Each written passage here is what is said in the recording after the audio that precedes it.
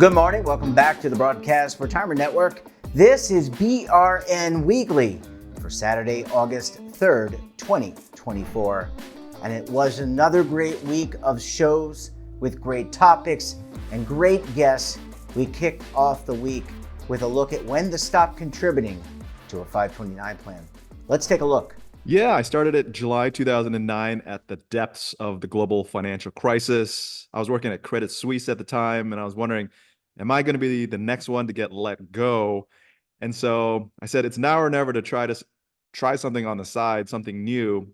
I came up with the idea of Financial Samurai in 2006 after graduating from business school at Berkeley.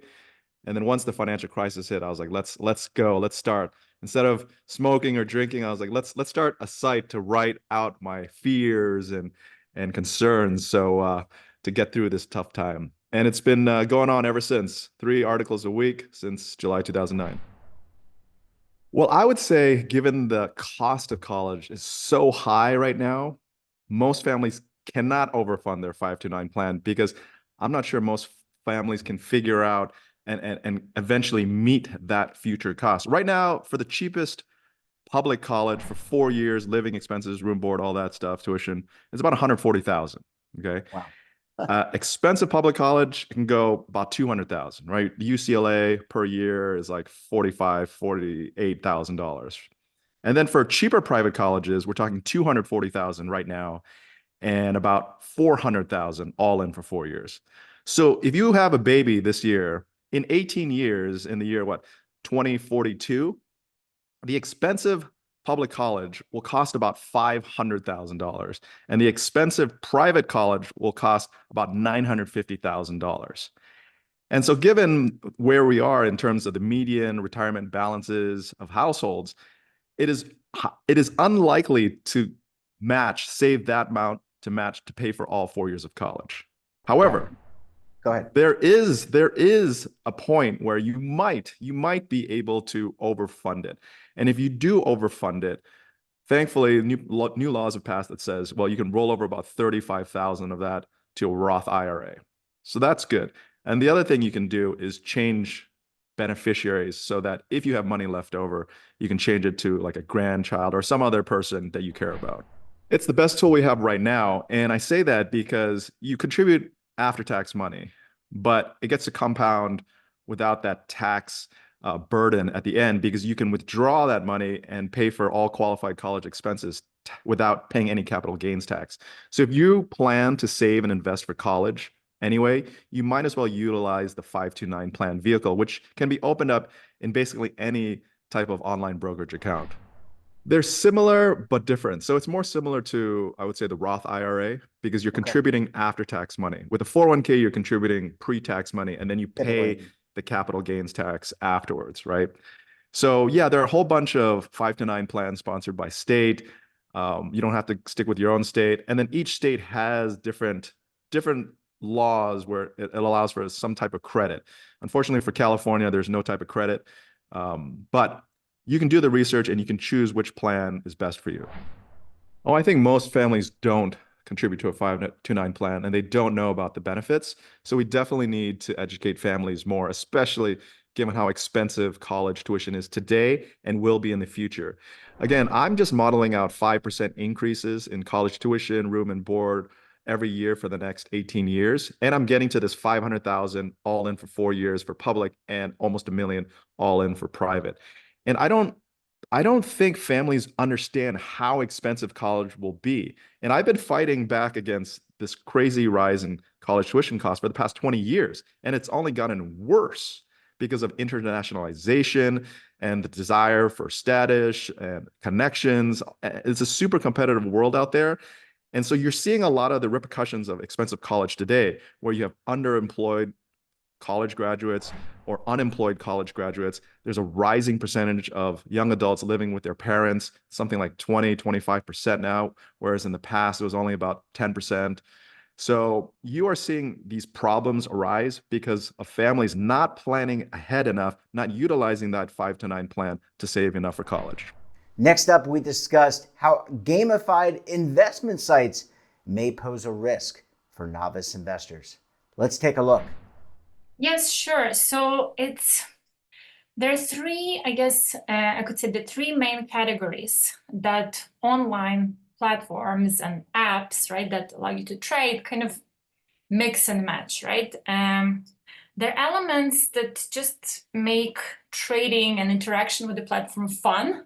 So in our research, we call it hedonic gamification elements, which is like, confetti on the screen when you complete a trade, or a badge that you can earn for spending a certain amount of time with the platform, or like a status for executing a number of trades, right? So just fun elements.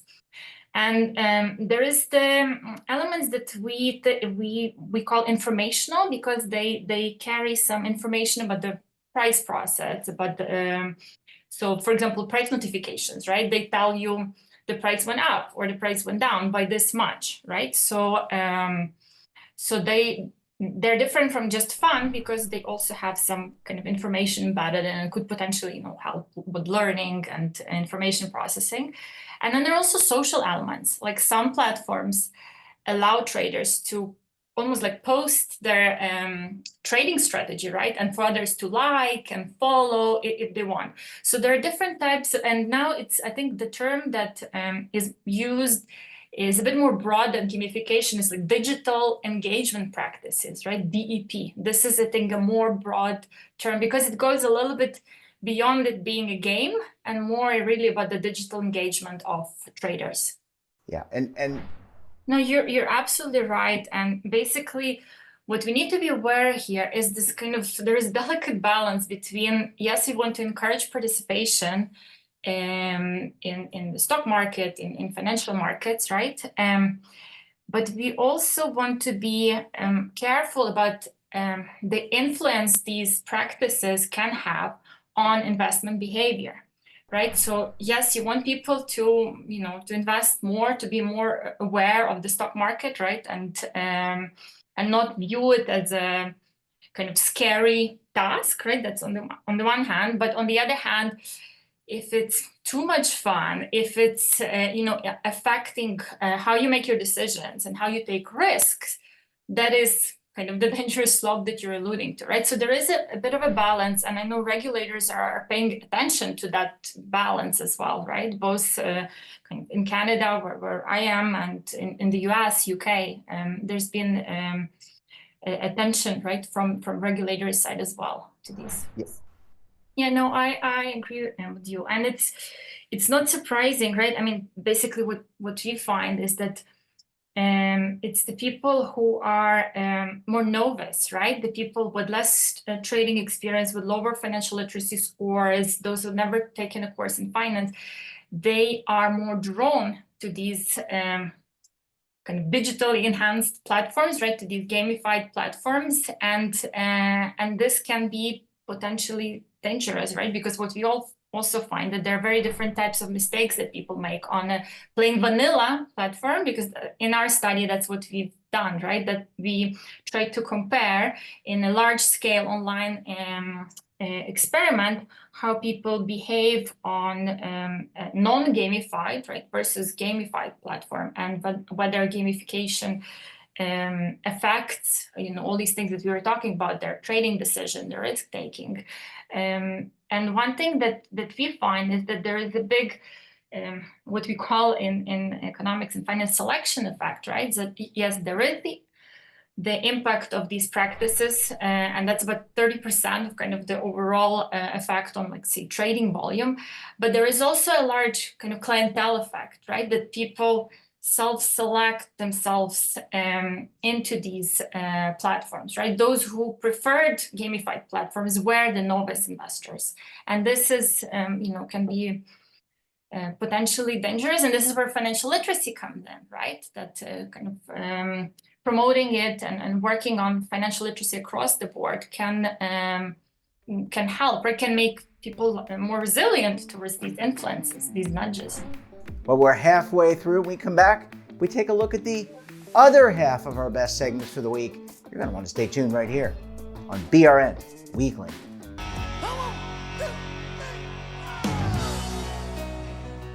Now is your opportunity to co-create content around any topic on the first lifestyle and wellness network. Reach a global audience through our platform and co-own exclusive branded content. All of our programs are available on demand and also as audio-only podcasts, so you can take us on the go. Broadcast Retirement Network, available anytime, anywhere, and on any device. Welcome back. Next up, we discussed ways to prevent heart disease. Let's take a look. Yeah, heart disease is a spectrum. So I think it's challenging when folks think about their heart health and heart disease in general, because there's many different facets to it. So your heart is kind of like a house. So there's plumbing, there's electricity, there's pipes. So things might be going wrong with the pipes, which is your arteries that bring blood flow to the heart muscle. So they can have blockages sometimes that have to be fixed with a stent or surgery or medications. You can also have electrical problems. So electricity helps the heart beat and function. And so if there's a disruption in the electrical circuit, then that can cause problems as well. That's considered heart disease. Or if you have a fast heart rhythm that's abnormal, like atrial fibrillation, that's an electrical problem.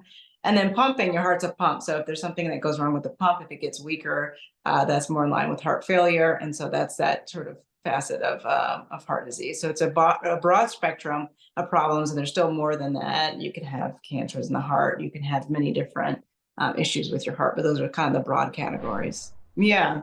So it can be tricky because these symptoms can be a sign of heart disease, like you mentioned, shortness of breath, but it could also just be deconditioning from not exercising as much. It could be COPD. So it's hard to, because when you Google a symptom and everything comes in the list, it's hard as just being a human being to know how to differentiate those things.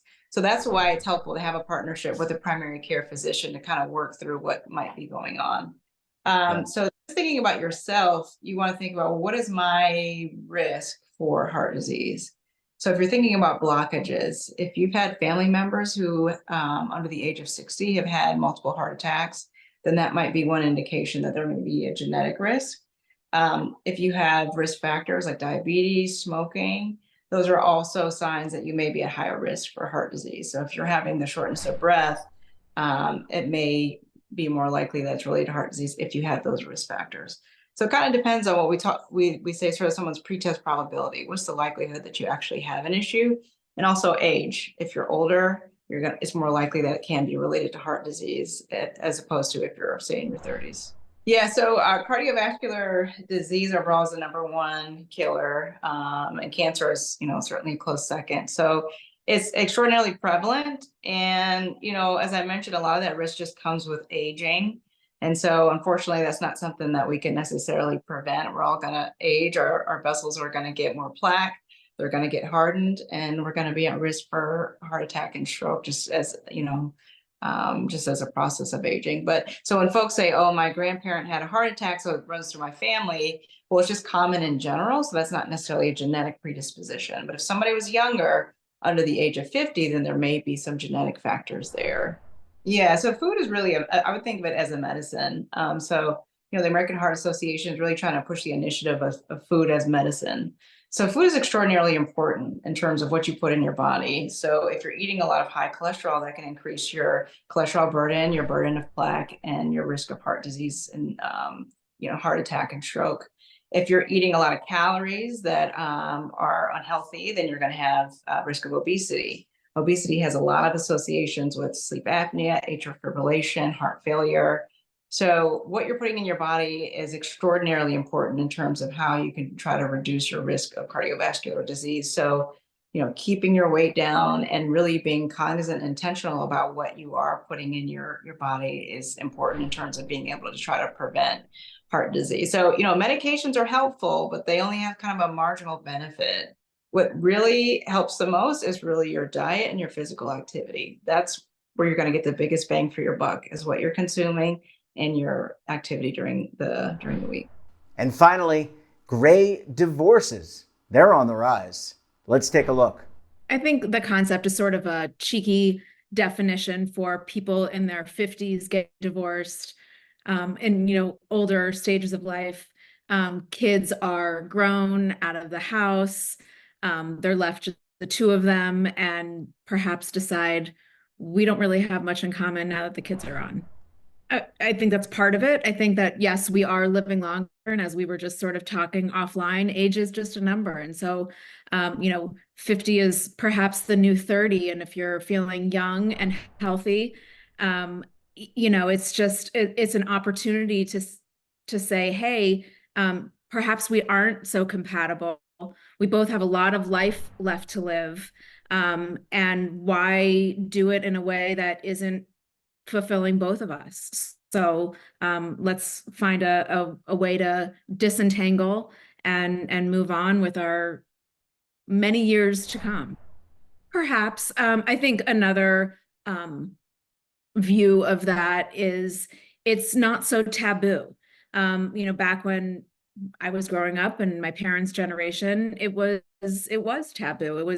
There were very few kids in my class growing up who had divorced parents. It's not so uncommon. And women, for example, feel that they can move on with their lives, notwithstanding that they were a stay-at-home mom or, being in the career world. I think so.